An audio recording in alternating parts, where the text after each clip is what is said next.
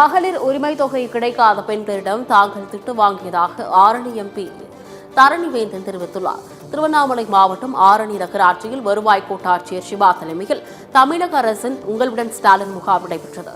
முகாமில் ஏராளமான பொதுமக்கள் பங்கேற்று தங்களுடைய கோரிக்கைகளை மனுக்களாக வழங்கினர்.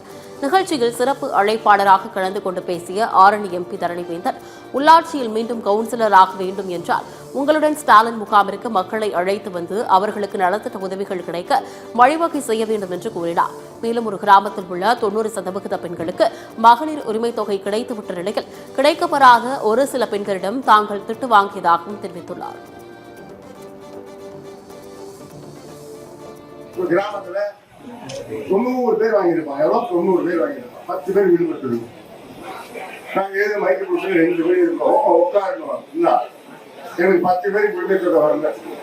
ஆனா வாங்கிட்டு 90 பேர் கம்முன்னு வந்திருப்பாங்க. ஏமா எங்களுக்கு வந்துச்சுன்னா உட்காரமா சொல்ல மாட்டாங்க.